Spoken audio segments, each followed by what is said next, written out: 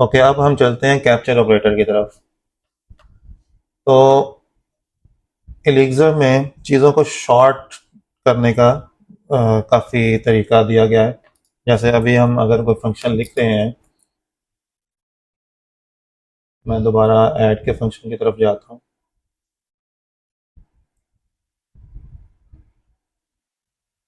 ये हमने फंक्शन लिखा था ऐड का, जिसमें हमने पहले fn का कीवर्ड लिखा था, फिर हमने दो आर्गुमेंट्स लिए, फिर हमने उनको प्लस किया और एंड का कीवर्ड लिखा।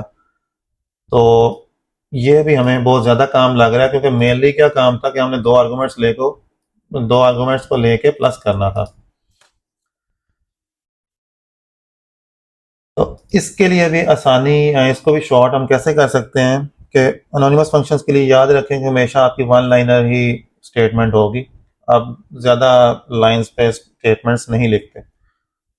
आप लिख सकते हैं वो ब्रैकेट्स लगा के, वो एक लॉन्ग टर्म काम है। मेनली आप एनोनिमस फंक्शंस यूज़ करते हो वन लाइनर के लिए। वन लाइनर अगर आपने लिखना है तो आप इसको और शॉर्ट कर सकते हो। कैसे कि आपका ये जो पार्ट है fn और उसके बाद आर्गुमेंट से लेके एरो तक, आप इस सब को लिख सकते हो एंड ऑपरेटर के साथ। जब भी आप ये एंड ऑपरेटर लिखते हो, आप समझ लें कि आपने ये इतनी लाइन लिख ली है। ठीक है। अब एंड के बाद आपने सिर्फ अपनी बॉडी स्टार्ट करनी है। अब बॉडी में आप ये नहीं लिख सकते a प्लस बी, क्योंकि a और b कोई वेरिएबल इस लाइन में हमारे पास मौजूद नहीं है। तो आप दो आर्गुमेंट्स को ले कैसे सकते हैं? उसके लिए स्पेशल ऑपरेटर यूज होता है एंड का ही, लेकिन उसके साथ आप आर्गुमेंट नंबर दे देते हैं। यानी कि मैं स्पेस दे देता हूँ, आप कह देते हैं argument number 1 plus argument number 2 plus argument number 2। Okay, so argument number 1 plus argument number 2। So आप देखें कि आपने एंड लिखा जो पहला, उसने इतनी लाइन आपकी खत्म कर दी। उसके बाद आपने सिंपली ये वाली लाइन लिखी जो आपकी रिटर्न स्टेटमेंट थी, आर्गुमेंट 1 प्लस आर्गुमेंट 2। और उसके बाद एंड स्टेटमेंट लिखने की भी आपको ज़रूरत नहीं है। आप सिंपली इतना लिख के अगर एंटर करेंगे तो वो आपको बता देगा कि ये एक फंक्शन आपने कॉल किया। हम इसको ऐड के तौर पे, या मैं सम कह देता हूँ इस दफ़ा, सम के तौर पे इसको असाइन कर सकते हैं। ठीक है। और अब सम को मैं उसी तरह कॉल कर सकता हूँ जैसे हम एनोनिमस फंक्शन को कॉल करते हैं। 2, 3 इज इक्वल टू 5। तो ये देखें ये कितना शॉर्ट हो गया कि आपने ये इतनी लंबी लाइन लिखी थी और उसको आपने शॉर्ट करके इतनी लाइन कर दी है। एम्परसेंड से आपने एनोनिमस फंक्शन स्टार्ट किया और आपने आर्गुमेंट्स जो हैं वो ले लिए। आपके जितने आर्गुमेंट्स आपने पास करने हैं, आप उतने उसके नंबर्स जो हैं वो यूज़ कर लेते हैं। फर्स्ट आर्गुमेंट जो होगा वो %1 होगा हमेशा, सेकंड %2, थर्ड इसी तरह %3, 4, 5 आप यूज़ कर सकते हैं। अच्छा, अब यहाँ पर कुछ फंक्शंस जो हैं जो कि ऑलरेडी आपके अर्लिंग का या एलिक्सर का हिस्सा है, आपके कर्नल का हिस्सा है। जैसे कि प्लस का फंक्शन हो गया, माइनस का हो गया, या डिफरेंट और भी फंक्शंस जो कि आपके कर्नल के अंदर मौजूद हैं। तो उनको आप और भी ज़्यादा शॉर्ट कर सकते हैं। कैसे कि आपने लिखना है एम्परसेंड, और अब आपको ये जो अपने आर्गुमेंट्स हैं इनको लिखने की भी ज़रूरत नहीं है कि आपको कितने आर्गुमेंट्स चाहिए। आपने सिंपली क्या करना है, आपने इसको कहना है मुझे प्लस करना है भाई, और साथ उसको ये बता देना है कि आपकी एरिटी क्या है, यानी कि कितने आर्गुमेंट्स आएंगे जिनको आपने प्लस करना है। तो आप लिखेंगे /2, यानी कि मेरे 2 आर्गुमेंट्स की का ये फंक्शन होगा एनोनिमस, 2 एरिटी होगी और उनको आपस में प्लस करना है। तो इसको एंटर करूंगा तो वो आपको दोबारा ये बता देगा। या आपने ऊपर भी देखा होगा कि जैसे ही मैंने एम्परसेंड के साथ प्लस का फंक्शन यूज किया तो उसने मुझे ये वाली लाइन नहीं दी कि आपने एक एनोनिमस फंक्शन बनाया, बल्कि उसने क्या किया कि उसने बताया कि आप कर्नल में से प्लस का फंक्शन यूज कर रहे हैं जिसकी एरिटी 2 है। ठीक है। तो आप इस तरह भी यूज कर सकते हैं। मैं आपको sum2 करके दोबारा दिखा देता हूँ, +/2। तो मैं इसको एंटर करता हूँ और अब मैं sum2 को अगर कॉल करता हूँ उसी तरह, मैं यहाँ पे 4, 5 करता हूँ तो 9 आंसर आना चाहिए हमारे पास। तो इस तरह आप और इसको छोटा कर सकते हैं, जो कि आपके कर्नल के फंक्शन होते हैं या कोई भी फंक्शन जो ऑलरेडी बना हुआ है और आपने सिर्फ उसको अनोनिमसली कॉल करना है। जिससे मुराद है, लेट्स सपोज मैं कह देता हूँ कि हेलो का फंक्शन हमने ऊपर बनाया था, अब मैं कह देता हूँ मुझे एम्परसेंड और सिंपली रिटर्न स्टेटमेंट लिखनी है यहाँ पे कि हेलो वर्ल्ड।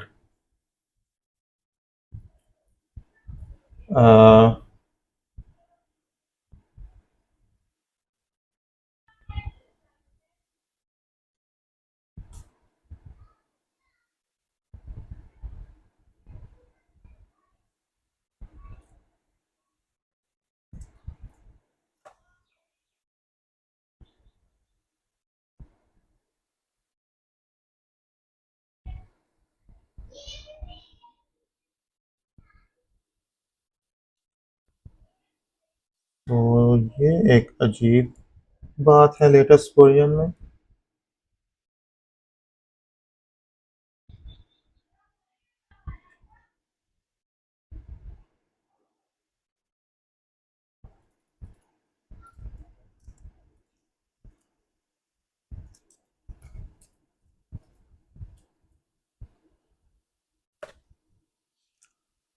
सो कह रहा है कि आपको एक वेरिएबल यूज़ करना ज़रूरी है या फिर आप एरिटी बताएंगे। तो लेट्स सपोज मैंने इस तरह एक फंक्शन बनाया है और मैं उसको एक वैल्यू पास कर देता हूँ वर्ल्ड की।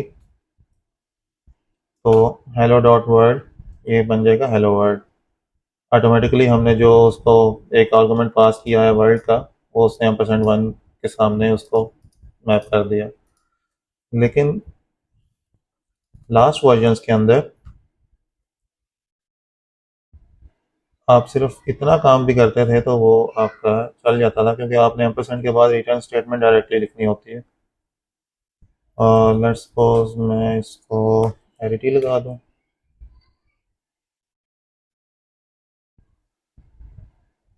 Mode dot function slash arity function slash arity sum for the argument.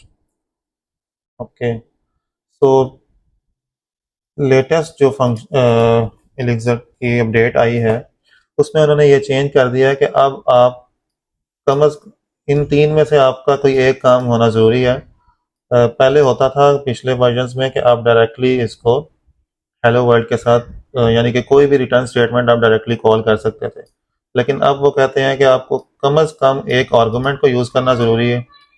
ठीक है, आपका एक आर्गुमेंट कम अज़ कम यूज़ हो रहा हो, या फिर आप फंक्शन स्लैश एरिटी जैसे हमने यहाँ पर लिखा था प्लस का फंक्शन स्लैश उसकी एरिटी, या फिर आप किसी मॉड्यूल का कोई फंक्शन कॉल कर सकते हैं और उसकी भी एरिटी बता सकते हैं।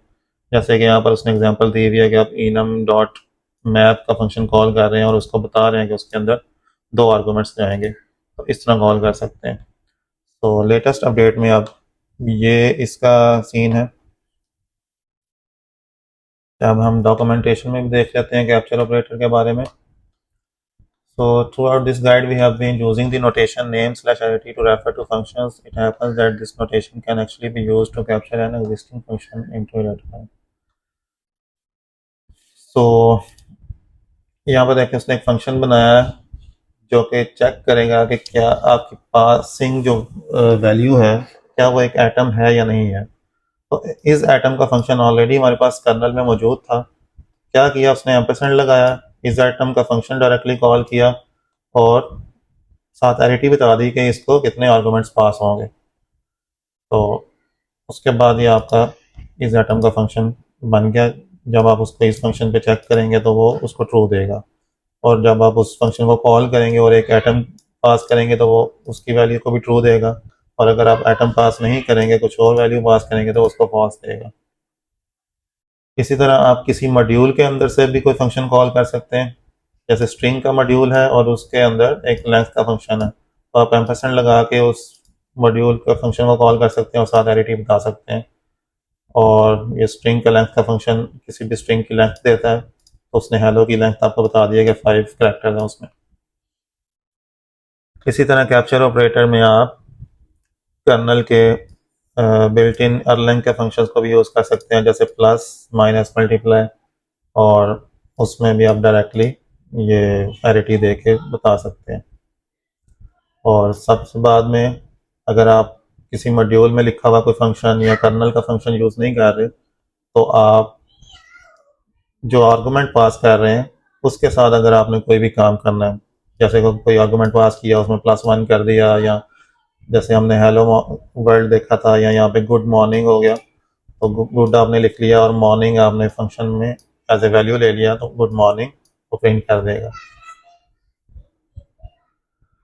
सो %1 जो है वो रिप्रेजेंट करता है फर्स्ट आर्गूमेंट को, और इसी तरह फर्दर आर्गूमेंट्स पास होंगे तो उनका नंबर आप उसी तरह यूज़ करते जाएंगे। सो ये सारी वीडियो थी हमारे पास अनोनिमस फंक्शंस की और closures and clauses with cards की, और लास्ट में हमने कैप्चर ऑपरेटर देखा। तो आई होप आप लोगों को ये सारी चीज़ें क्लियर हो रही होंगी। अगर कोई क्वेश्चन हो तो आप वीडियो के नीचे कमेंट कर सकते हैं, मैं आपको उसके बारे में रिप्लाई कर दूंगा। तब तक स्टे सेफ, टेक केयर, अल्लाह हाफिज़।